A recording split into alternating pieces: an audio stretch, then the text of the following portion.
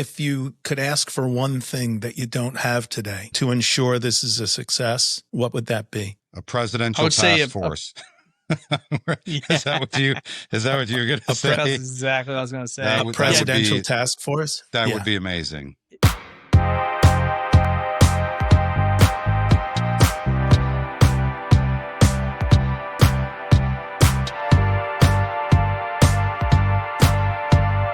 Please don't forget to like, comment, share, and subscribe.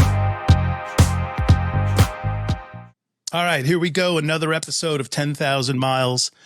There are many moments in history when competition replaces conflict, when nations disagree politically and certainly on the battlefield, but not on a playing field. In 1948, 3 years after World War II, military leaders from 5 countries made a bold decision. They believed that instead of meeting in war, that soldiers should meet in sport. And out of that idea came the idea named CISM, the International Military Sports Council, built around a powerful principle called friendship through sport. 80 years later, the vision's grown into one of the largest multi-sport events on the planet with over 140 nations, thousands of active duty service members, Olympic-level athletes, military-specific disciplines, and in a message that feels as relevant today as it did in 1948.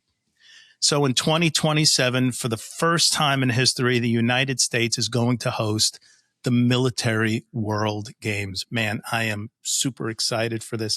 I love the Olympics and I love the military and I love the United States, and all of this coming together on one field is super exciting for me.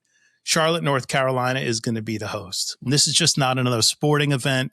It's a global gathering of military professionals. It's diplomacy in motion.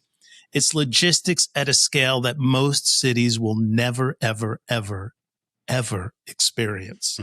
It's a statement about leadership, cooperation, and the kind of world that we want to build. And behind that effort are these two gentlemen right here who helped turn what may have thought to have been unlikely into reality. Today, we're joined by the co-chairs of the 2027 Military World Games Local Organizing Committee, Ike, Belk, and David Koerner. We're going to talk about the vision, the grind, the diplomacy, the pressure, and the responsibility of bringing this historic event to the American soil, because it's bigger than sports. It's about peace through performance. So, ladies and gentlemen, and to David and Ike, welcome to the 10,000 Miles podcast today. David, Ike, how are you guys doing today? Doing good. Thanks for having us. We really appreciate it. Super excited. So, hey, let's just jump right in. Why don't you guys introduce yourselves? David, we'll start with you. We want to know a little bit about you personally before, tell us about yourself and any level you're comfortable and how your journey led to being the co-chair of this committee. Sure. I grew up outside of Chicago in a town called Bolingbrook, and grew up in a very athletic family. Dad was in the military, brother was in the military, grandparents in the military. All of my brother and sisters, we all love sports. And my dad was a coach and played college football as well, and then also boxed in the Air Force as part of the Armed Forces sports as well. So just grew up with that background and fell in love with it. So I ended up going to school out in Iowa at Iowa State and majored in exercise science, and came back into Naperville, Illinois, and opened a facility. And instead of bearing all that cold weather, my wife and I decided to make a move, and ended up in Charlotte. And that's where I ran into Ike. It's been probably 20 years ago. So we've been around each other for quite some time. Fantastic. Ike, how about you, buddy? Yeah, well, first of all, I got to say, I'm jacked up and inspired by everything you just said about the game. So thank you for saying all of that. Thank you. But Ike Belk, from a department store family out of Charlotte, North Carolina. Why I got into all this is my grandfather was a part of the Olympic movement, since 1936. His first games was in Berlin with Jesse Owens, and was inspired by the Olympic movement. So fast forward when Dave and I got together for the last 20 years, I've just been seeming like a long time. we came together with the ideal and the vision of really creating, being part of the Olympic movement, being a part of everything they stand for and what it's all about. And when we came about the games, it was introduced to us by USA Pentathlon, and so we're excited about this venture. Hey, I didn't put it together until you just reveal it. You're the Belk department store guy. We're in the family. On any given day, if I dressed well, then yes. Hey, I love that. That's so cool. Maybe we'll have another episode where we talk about what it's like running a department store, 300 locations in 16 states. If those numbers are even close, I'm chat GPTing in real time, by the way, Ike. So that's got to be an episode unto itself. That's pretty neat. So cool. Hey guys, nice to have you both on. I want to jump in and you guys feel free to divide and conquer here however you feel natural. How did you become a part of this committee to bring the games to the States? We had Ike and I, we developed, we brought the sports science and we brought the legacy of his family and the Olympic movement and the whole peace through sport in the world concept that we learned through his grandfather of sitting down with many hours and spending a lot of weekends with him, hearing about his past history and his involvement with the games. And we started a facility in Charlotte that ended up becoming one of the largest Olympic residency training programs in the United States for the national team athletes that compete in the Olympic Games. And through that whole experience, we just wanted to put Charlotte on a pedestal and make it into a sports, capital around the world for not only the athleticism that people see on the fields, but the diplomacy that you talked about that happens between nations, and then to be able to bridge that into the research and the sports science that then goes out to help all of mankind all over through disease intervention and other things. So as we launch that, we've always been looking almost at the impossible, and we've been dreaming about the Olympic Games and the Pan American Games and other events that we could bring here. Every year we run about 100 events in the Charlotte community. So we were always looking at an iconic thing that could happen sort of every decade. And as Ike said, US Pentathlon sort of made us aware of these games. And as we explored them, then we got the crazy notion. And before we even knew what anything was about, we got the notion of, let's go after the second largest event in the world, the largest military sporting event in the world, and see if we have a chance to get it and bring it to this great region and this great city of Charlotte, North Carolina. My jaw hurts from smiling, David, because not only do I love the whole idea of the military games coming to Charlotte, the more you guys are revealing about yourself, I mean, it's a go big mindset. And I'm a crack addict for a go big mindset. You're like, hey, we're going to do something. Let's choose the second largest competitive activity in the world. So let's just go for that one. See, we might, maybe next time we'll run the Olympics, but let's just go for that one instead. So, I mean, where'd that boldness come from? Were you just both sitting around going, oh, we should do a little something different, maybe a little bit bigger than what we're doing? I got it. Let's go for that one. How did that come about? I think it's really that we're competitive at heart. So, David being a football player, track star, myself being a star tennis player. No, just kidding. But, I think it's the competitiveness and, wanting to be in the arena to really compete and do something pretty special. So, I mean, what are we leaving to our family and our legacy, to what we're leaving to this country and to ourselves? Amazing. What moment did this go from an idea to a mission? When exactly did that happen? Probably what Dave, you want to jump into this one? I can. I mean, it was probably so we first got started in, I mean, we didn't really know much about it, but as sort of to continue where you were going before, we went after our Olympic designation in the early teens, received it in 2015. Like, we started dealing with the USOPC, the state, the state of North Carolina, South Carolina, the university system. And those are not like easy systems to sort of make your way through just in general. And we just kept dreaming big, as you said. And yeah, I think it became real, like, apparent to us that how big of the lift was and what we were facing. And I wasn't even there, so it may be better coming from Mike. But when we got the invite on our first visit. I was on another business trip, and Ike had to go down to Tanzania, Africa, and I'll let him tell the story. But I think that's where we first got an eye-opening experience of this could be bigger than what we were thinking it was, and it's going to definitely be a big lift to make this happen. So I'll let him jump into that. Yeah, well, it was Mother's Day weekend, and I have a 1-year-old and a 3-year-old now. So Mother's Day weekend of 24. So it was pretty crazy. I'm very thankful for my wife letting me go on this, but it was really the journey of going over there and seeing if we can bring this home and seeing what it was all about. And when we got there, it was pretty incredible to see just the organization itself, what they're all about. Your words, initially said it in this podcast. I mean, it's just an amazing organization and what they stand for. So when we kind of pitched the idea of why we should have the opportunity of bringing this home to the U.S., the U.S. delegation from the Pentagon side was sitting in the room. So then we went. Oh, nice. Yeah. Okay. So then we realized that there was a process and a formal process to go through, but we understood what the event was all about and what the organization was about, which really drove us to start this mission. So that's kind of where it started from. But I was there for maybe 24 hours, and it was about 18-hour flights there and back. So it was kind of exhausting to go through that, but totally worth it. And hopefully my wife is listening to this. That's fantastic.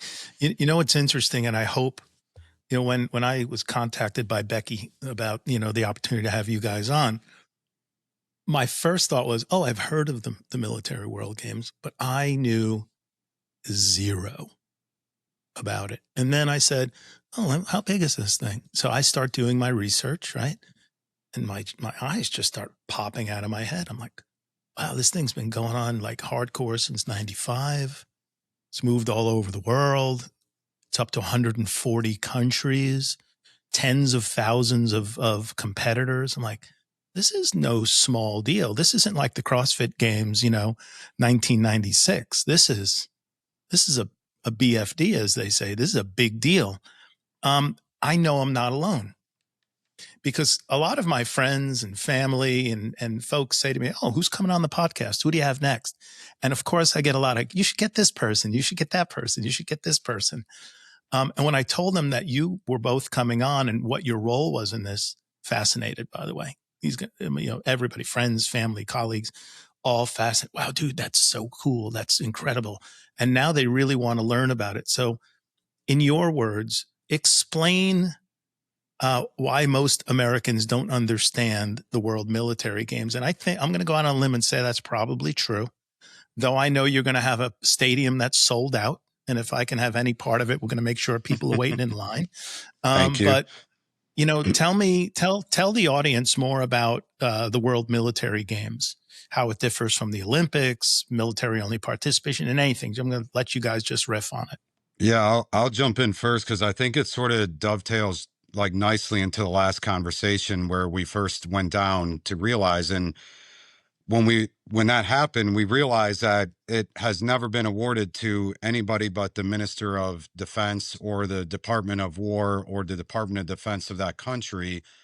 And then it's only happened on military bases around the world. So oh, wow. I think people haven't heard about it because it's sort of happened in that way in the past. And the whole pitch, as we learned that we had to change the precedent that existed within the CISM organization to even accept a bid from two private individuals to be awarded the games. But then we also had a larger feat of getting the Pentagon and America to agree that they were going to let us host this historic event for the first time in the U.S. as well. So I think that was really the eye-opening moment of like, this is a big lift. There's a lot to this.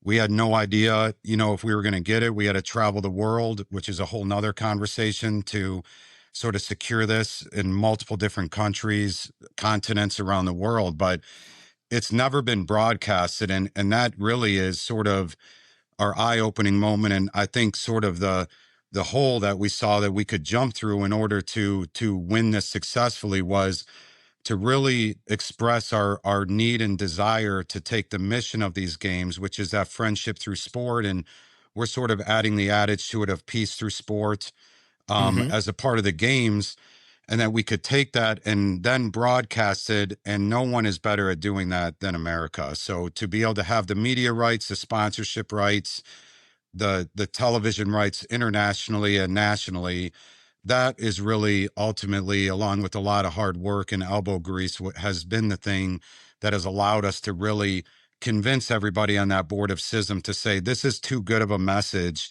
to keep hidden and locked up in a box. Like, we need to get it out to everybody. And as you said, over half of these athletes will be the next year in the Olympics competing. So the talent level, there's no shortage in talent level of the military games compared to the Olympic games. And never been in America before, but also it's never been in the same country hosting the Olympics the year after as well. So this is a monumental, time for us with these games. Hey, you talked about media rights, right? I'm going to come back. You want to jump in? You got something to say on that topic? Yeah, I was just going to say, originally when someone approached, when Pentathlon said, you want to go after this event, our reaction was the same as yours, is what the heck is this event? But then it turned into, why do we want to have this event? And then our stories are, everyone is connected to someone who's been a part of service. Yes. My grandfather, D-Day, B-52 bombers, other grandfather. What is your why of why you're going after this event? And that is why, I'm very passionate about this, of being a civilian, giving back to the people of service. And David has his own stories as well. I joke about my father's service. I don't joke about it, but there is a funny story that came of it that my dad started, by the way. My dad was a peacetime guy. My uncle was in Vietnam, his younger brother. My dad was a peacetime guy, and he'll always say, yeah, I was wounded in action, my dad would say. And I said, wounded in action? You were a peacetime guy. What happened? He goes, I got in a fight with a guy, and he hit me on the side of the head with an empty tank shell from a tank. He goes, my ear blew up like the size of my head.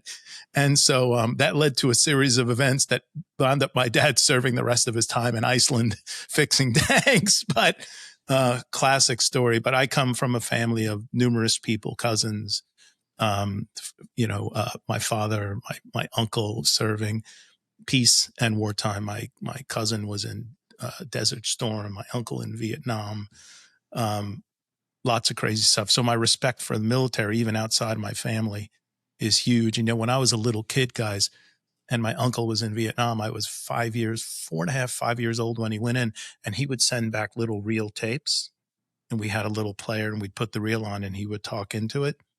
And I was telling General Smith that I was petrified to be in the service as a kid, because my first experience was I was really in tune with my uncle being in Vietnam. It's like, he's in war. He's sending home tapes. He doesn't sound good, and all of these things. I didn't have the be all you can be understanding of what the military would bring to somebody's life. I'm a huge proponent of it. I think if I could do my life all over again, though everything I've done has got me right here, and I'm very happy about it. I would have spent time. I would have served. I would have definitely done it. I think it would have been an amazing experience. That said, talk to me about the diplomatic aspect. Oh, wait, no, sorry. I wanted to talk. We were talking. You mentioned media, and I wanted to come back to that. I'm just curious because if we had this conversation 10 years ago and you said media coverage, I'd immediately be thinking NBC, ABC, ESPN, right? All the usual acronyms. Now I'm thinking, Netflix, Hulu, YouTube, Amazon. What's developing for you guys in the media space? Anything interesting like that? Have you gotten that far down the road? It's sort of like music, with your background, as well, how much it's evolved, with technology and where it is today from where it was, 30, 20 years ago, even 10 years ago. Mm-hmm. And obviously I think media is the same way. So, we're very close, I think, to announcing, our partners, and it'll definitely be a group of different of companies, but, there's a lot being analyzed and discussed right now before our final decisions in regards to docuseries that, that go into this. There's great stories to be told about the Olympians that'll be a part of our games that then will compete in LA the next year after our game. So there's, instead of just getting those athletes for 1 year in LA, you'll be able to sort of experience them and get to know them over a period of time, not just from the US, but as you said, from all these various countries that'll be participating in the game. So I think the streaming will become a big part of it, the docuseries that can sort of live on, forever as a part of it. And what's the biggest Huge. thing for us learning is just all of the different available opportunities when you look at outside of the US, what exists internationally. So we know it's going to go out, and we're excited about it, and can't wait to tell that story to the world. It's amazing. I have a question I meant to ask early on. You guys are the co-chairs, which suggests there's a big committee. How big is your committee that is, dividing and conquering? And how big is the team and organization? Because what you're describing here are mini Herculean efforts, let alone the entire thing. I got to imagine you've got an army of people assisting here.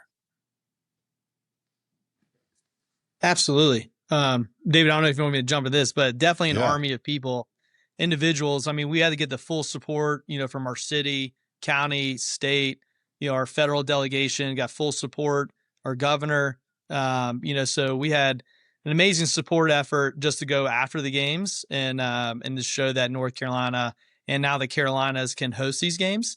So we had definitely an army of people supporting us and helping us out. And then we do have just our normal day-to-day business, U.S. Performance Center, and with all the Olympians and just everything we do on that side, just the amount of access that we have to the national governing bodies or the federations of sports that help support us as well. I would have to think you'd need experts in logistics. You'd need experts in media rights, because I'm sure you guys seem like super smart guys, but have you ever negotiated a TV deal? Is that something you're No. jumping into and learning it? Or do you have somebody how's all that working? Are you pulling in talent and people to assist in areas where they have this type of experience? We are. It was one of those like aha moments. Like we won the games and it was official, and then you sort of get that realization, and then you take a deep breath and realize, as you're talking about, like what kind of work has to be done. So you start scrambling about all the venues. We have 47 activities happening at this event. So that's not just one venue. That is, as Ike said, between 2 different states and over 20 venues. So we definitely put a lot of stress onto our staff in the beginning, and then we brought in Underdog Ventures to be a part of it on the sports agency side to help us navigate that channel, and then built out our locally advisory board that Ike talked about of just top business professionals within Charlotte. And now we are building out that local organizing committee. Every day we're adding new people that, as you said, transportation, logistics, security is such a big part of this. Even things down to, people getting their passports to be allowed to come over for the games. Those are all real issues to be able to run a successful event. And Sure. we have a military trade show, sports science symposium, Torch of Peace tour. We have a massive 10-day music festival going on in not only Charlotte, but in Charleston, in South Carolina. So just a lot of moving part, and we're bringing in the right partners. Some of them are turnkey, which make it really easy for us, where we can find the right partners. And then some of them we have to provide some management to. And then some areas where we are, have the expertise in, then we will run those areas on our own. So a little bit of, That's great. takes a village, type of mentality. Yeah, that's, I'm not surprised. I expected that answer, because how would you possibly do all of this yourselves? But there was a sort of a hidden agenda in my question there, and that my audience is largely my audience is very broad. As I look at the YouTube stats, people coming from all over, but 29 to 44 is my mean demographic, and it's about 51% men, 47% women, and undisclosed on the other side. But I know through business, this is, and if I can tie this into overall business, this is a key ingredient to the recipe of success, by the way. The second you feel like you've got to carry all the anvils on your back, and you've got to have the answers to all the problems, and you've got to solve everything, you're already behind the curve. And so for people listening to this that are interested in more than just the logistics of the games and them coming here, there's a lesson in leadership too, because in leadership, it's about, attracting, the talent you need to be able to execute, knowing when you're the talent and when you're not. And so I'm not surprised, but I'm very happy to hear that you guys are deploying the same methodology. It's not surprising. How else would you do it? But tying this into the sort of the theme of the overall podcast here, this is another example in just really strong leadership and decision-making and knowing to execute on things that are maybe beyond the initial, scope of your capabilities or your expertise, I should say, not your capabilities. So congratulations to you on that. You're going from country to country. The political environment right now is, in my life, as spicy as it probably could have ever been. That's probably the nicest term I can use for it.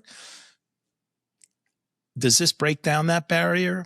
Is this something that puts that all aside because you're coming together with a mission of peace through sport? How have you been met as you've gone through the process of understanding the participants from 140 countries across the world?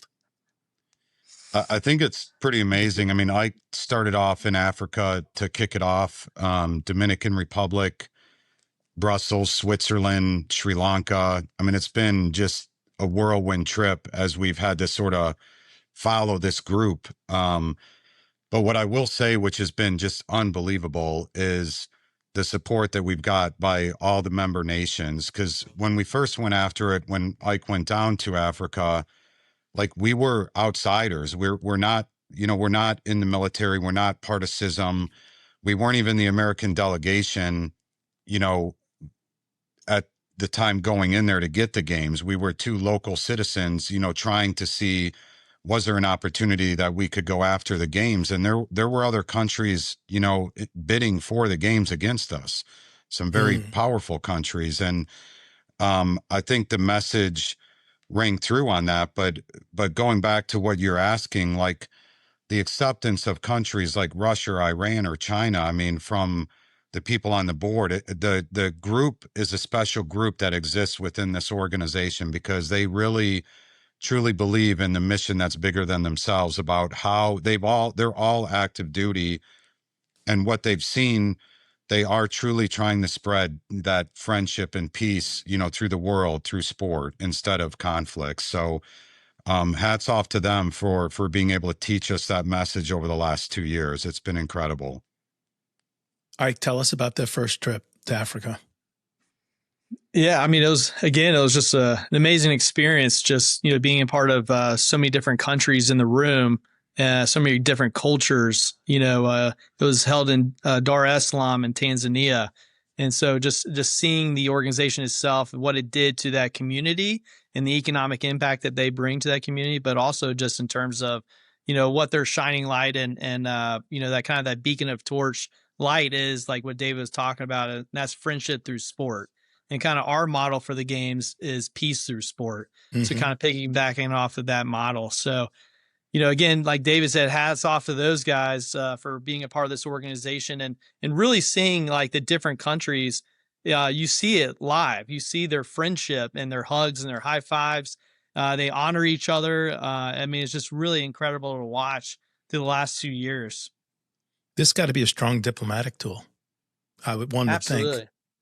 Yeah, I mean, and if you see what happened in, just the Olympics just happened, it brings the world together and everyone's honoring each other after the game and give the respects to everyone. And it's through those friendships of, playing with someone, on the tennis court or on, a flag football field.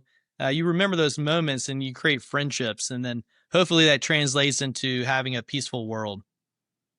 Ike, what message do you think this sends to the world that the U.S. is getting to host this? That we're all in on the same message that CISM's about, and we want to promote it, globally through the media broadcasting rights and put them on the map where they should be. I mean, again, they went back as far as 1919 through the Allied games, and like you said, no one ever has really understood or knows about this event. So we put them on their pedestal and really have that beacon of hope for the world. get on our backs and join the team. Let's go. It's kind of like when Rocky fought Ivan Drago. Right? It Absolutely. was Russia against the U.S. and they hated each other and blah, blah, blah, blah. But, the respect was there like after the fight because it was about the nature of competitive sport. I love me some Rocky. I'm sorry I had to bring that up. Of course. Yeah, it's all about being in the ring. It's all about being in the ring and giving each other respect and duking it out. And even in that movie, Ivan Drago went beyond the nation to respect the competition, the competitor, the gladiator, the sport, right? Mm-hmm. It came out. So I could imagine this is that on steroids. And think about the moments that will happen from this event. So you can see the pictures of the moments that will happen that will, shed light on that mission. So I got to ask, does Trump know about this? Did it get on his radar? Because he's Mr. Military Support, right? So yeah. So I think we're asking the same question that you're asking. Okay. Yeah.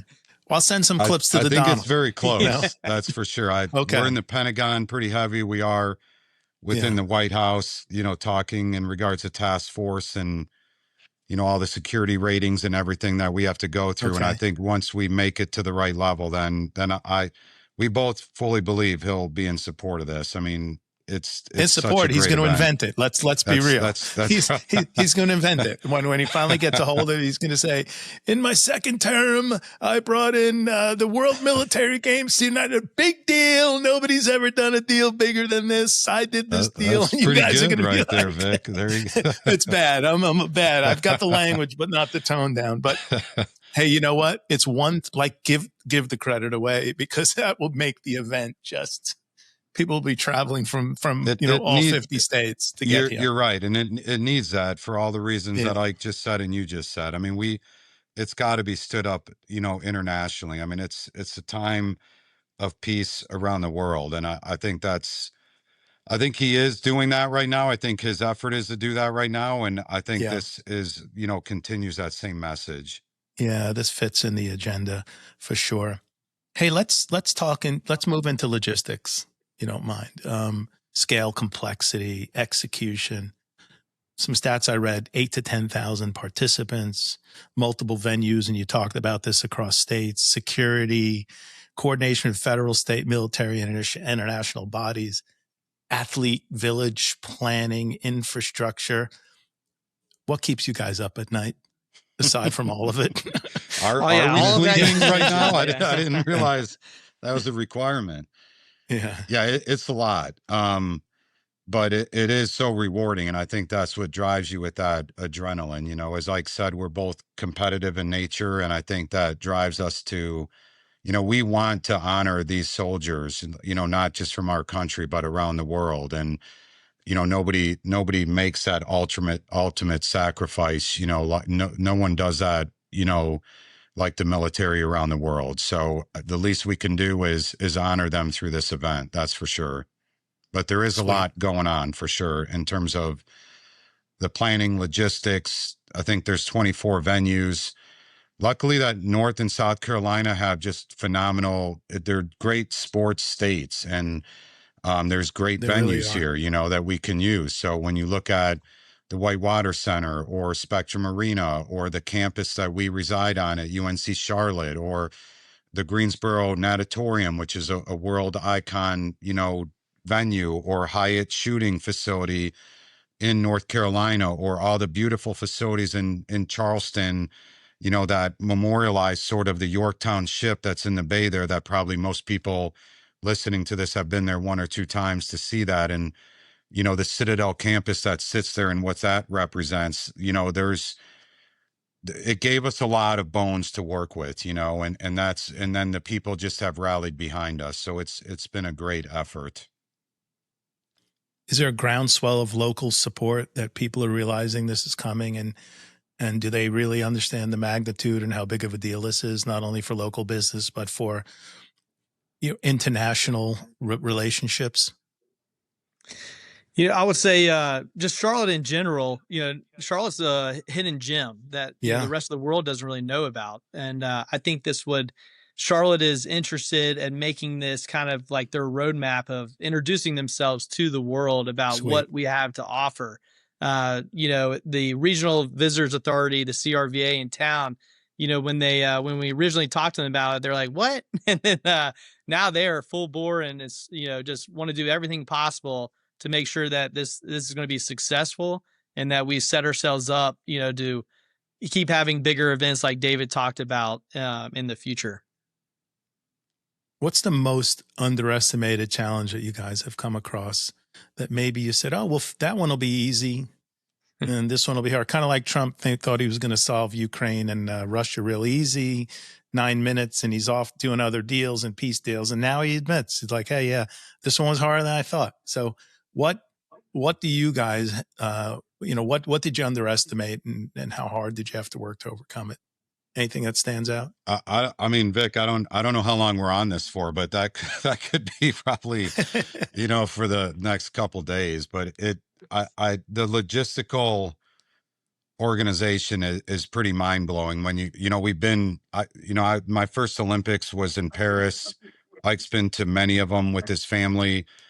You go to those events or the Super Bowl, or you go to any major event like that on that stage, and I don't.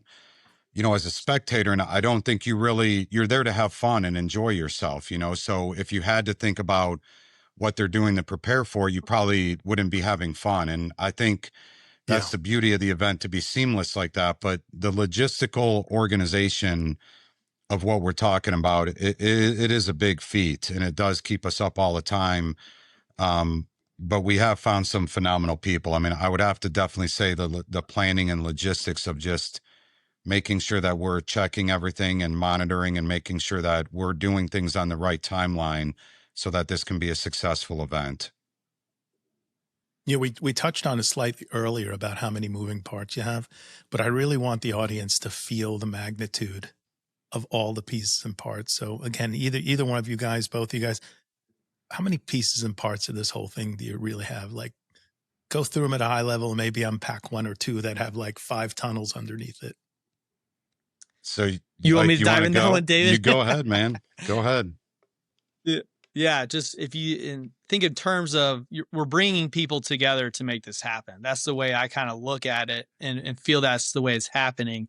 Is the more people, the bigger tent we have that are part of this, the easier it gets.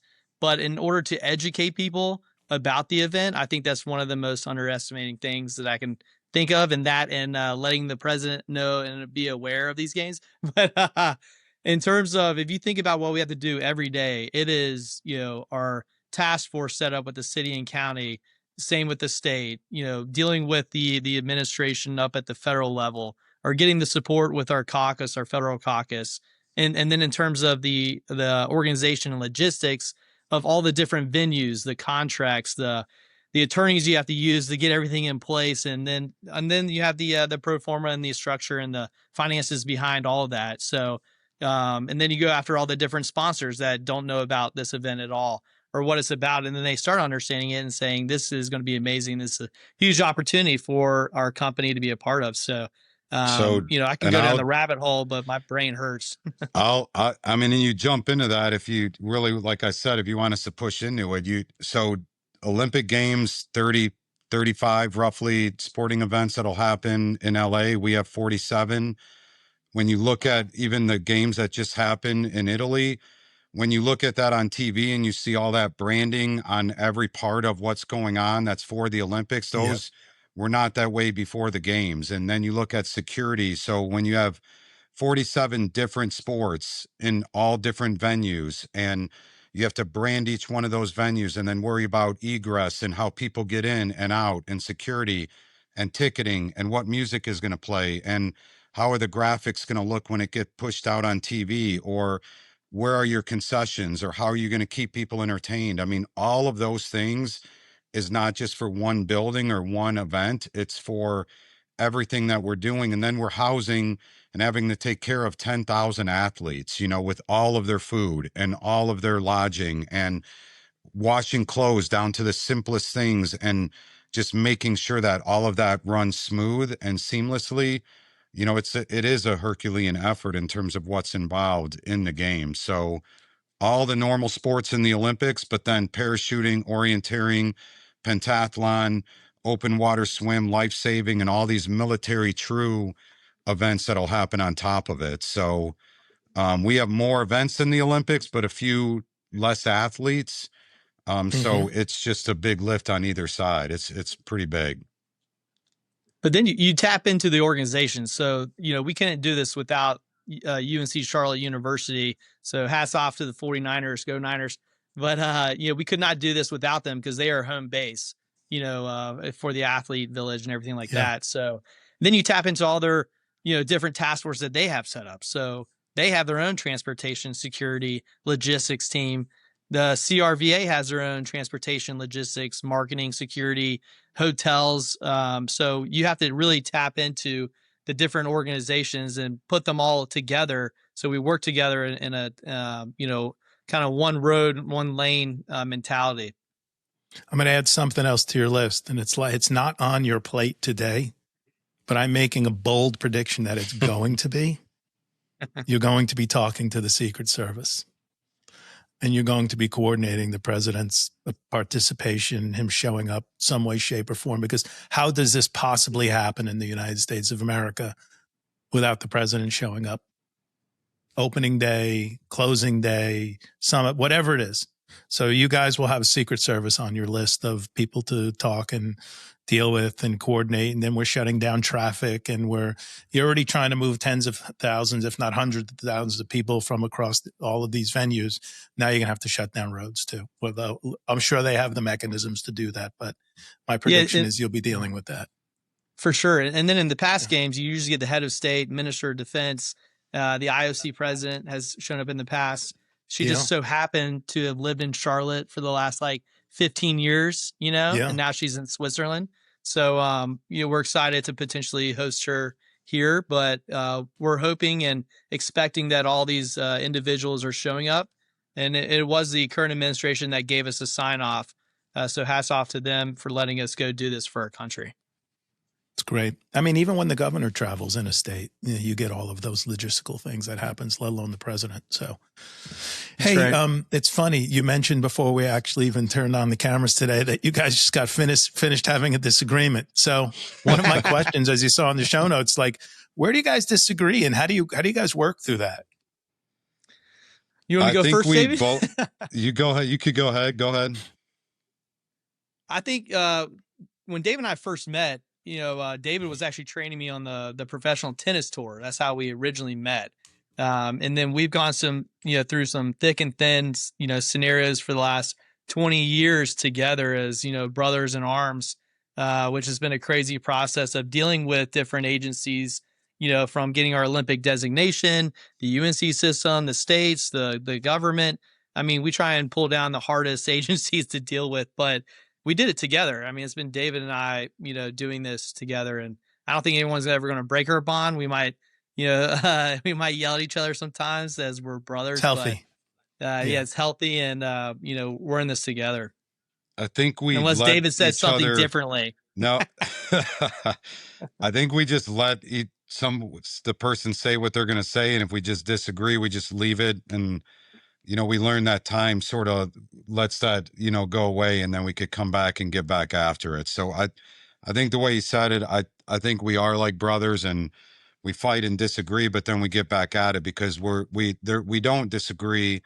What we don't disagree with is the mission that we're on and what we're trying to accomplish. So it's pretty easy to jump back on that horse, if one of us gets knocked off. It's usually I get knocked off, but I always tell my son, when you get knocked off, you get back up.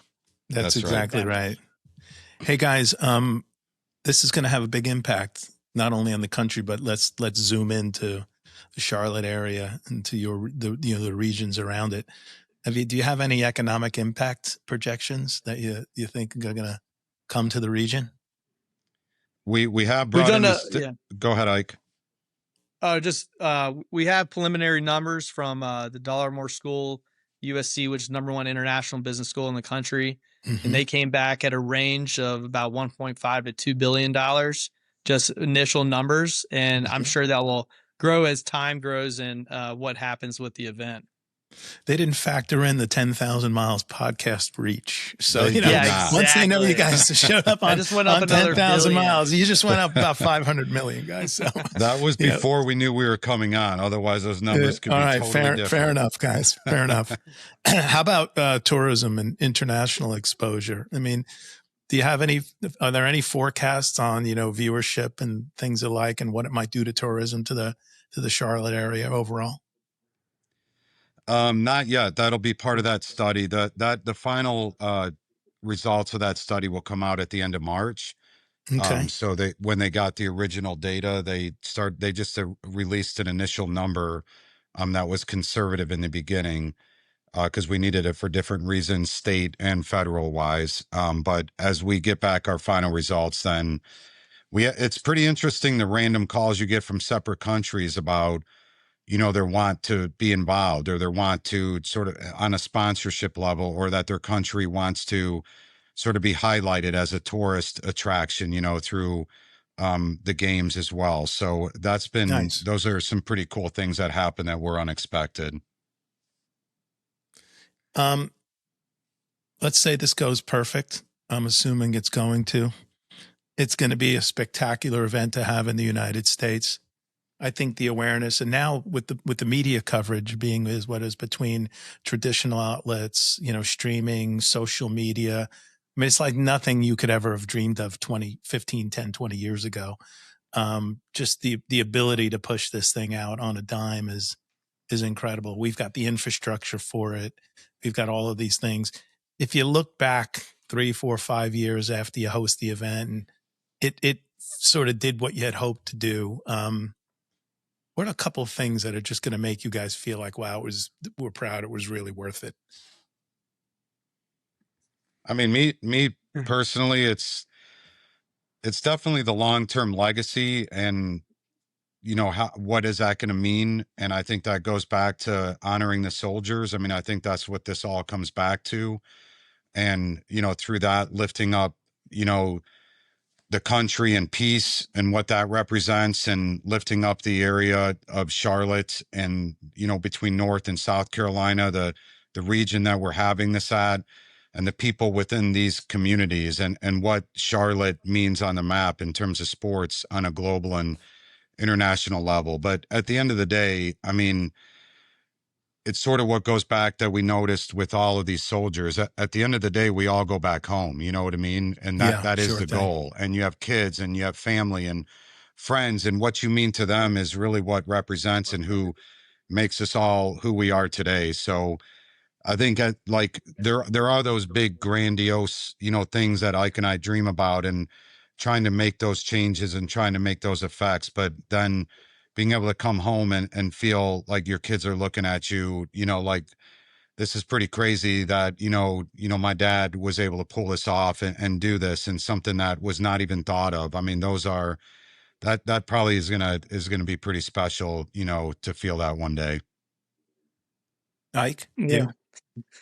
I would just say, if there's someone, who lost someone, or just part of service, or something drastically happened to them, I just want them to have the most amazing experience when we look back at this and after the games, and they say, thank you. And I can turn around and tell them, no, thank you, for what you've done. And then just look at my son and say, this is why you get to play sports is for these people protecting you, and Yes. And have him, my son has my name, so I wanted him to have a good legacy as well of what David and I have done, and have that carried on to our kids. Amazing. Couple of wrap up questions here, guys. You have one word to describe 2027? Holy moly. I was going to say monumental, but we could go with holy moly. I mean, epic, would be a word that after That's spending almost an hour with you guys, epic is unbelievable. What's the biggest risk you have in all of this? It's Getting a tight time frame. I mean, it's just, Okay. There's a lot to do in a very short window of time, but I think our team is up for the task. And I think it's something that, we got to look at the military and what they're capable of doing, on a moment's notice. So I think, you know, we can do it, and we're going to get it done, and we're going to run a great event. If you could ask for one thing that you don't have today to to ensure this is a success, what would that be? A I presidential would say task force. Is that what you're going to say? That's exactly what I was going to say. A presidential be, task force? That would be amazing. If you look at FIFA or LA, they both have task force set up to make sure that the security, transportation, logistics side, infrastructure is successful for the games, visa, travel, immigration. You know, it all revolves around that presidential task force. All right, that's now my mission too. Thank you, Vic. We got to spread the word here to try to get you a presidential task force. That's right. We got to make our back door here through Ted Cruz in Texas. I'm in Texas right now. We got to get a groundswell, or maybe we got to drop in on Don Jr.'s social media or on Barron's social media. And we got to get him. Hey, Dad, check this out. I mean, this you know, between FIFA and the Olympics, and why don't you add the military world games to the, you know, another feather in your cap? Get behind this thing. So we got to figure out how to get this in front of those guys. Do that. I'm sure you're already working, but I feel like maybe, you know, there's a 1/10 of 100% of opportunity for me to try to sneak in here. I am good at getting places, by the way, just so you know. Perfect. Hey. I'm very good at getting places because somebody just said to me, Vic, you just have balls. You know, you just, because I figured, wow, why not? You know, it's the oddest thing. Yeah. You know, I wear a brand of clothing called Red Vanley. It's like my favorite line of clothing. And I want to have Andrew Red Vanley on the podcast. He's the CEO and founder. So I tried the traditional means. Go through customer service, send a note to the info. We're not sure. He's not. Well, I finally found Andrew's personal email through the company, sent him a note. And he put me in touch with his chief marketing officer. And I said, and by the way, I own over 20 pieces of your clothing line. They're staples of my wardrobe. And I want to talk about entrepreneurism, starting from nothing, jumping in an area. Anyway, that's a whole other podcast. That's awesome. No, that's like getting us, people, you know, you just do it. Yeah. Just do it. Just don't stop until it gets done. And just want to, you know, welcome you to the team. So now that you can appreciate it. You're I'm a small part of the media team LOC. now. Yeah, that's right. Yep. I'm a small part of the team. I want to read something to you guys and to the audience because, first of all, I know what you're doing is not easy. I absolutely know it. Anytime anybody pulls off something at any scale or magnitude, there is always a lack of understanding and appreciation from those who just turn on the TV, watch it, and they, you know, you guys have millions of pieces and parts that are all moving, and they're all moving in overlapping concentric circles. They're straight lines shooting through them. I get them. But I want to read this because I think it fits.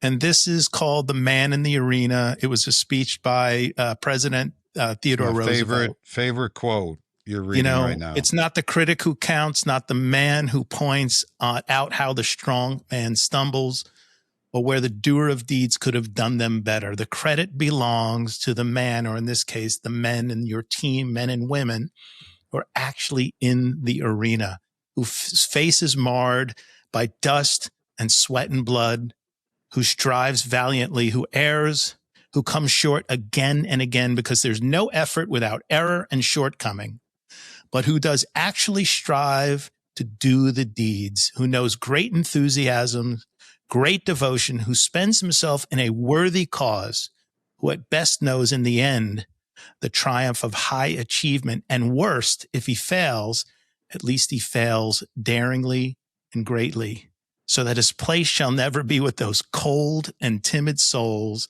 who know neither victory or defeat. You guys are in the bleeping arena. And first of all, I want to thank you for it, because I think what you're doing to bring this to the States, somebody's had to step up to do this. And I know this has probably taken a ton of time out of your life, professionally and personally. Thank you for it. I think it's great to bring this to the United States. I commend you for it. And again, if there's anything I can do along the way, if I had an extra 100 million lying around, I would donate. I don't. So in case you call me for money, the 100 million's off the table. But I'd love to have you back on. Let's talk about a time frame to do that. You have any final thoughts or any final things you guys would like to say? I would like to say everything you just said about the man in the arena. I mean, Dave and I live by that quote, so that's kind of amazing that you brought that up. It's on our wall in our facility right now. That's amazing. You just read that. Amazing. But it's about inspiring people. I mean, that quote inspires me, to go do this. That's quote David inspires me. I mean, it's all about inspiring people to do, good things and make the world a better place.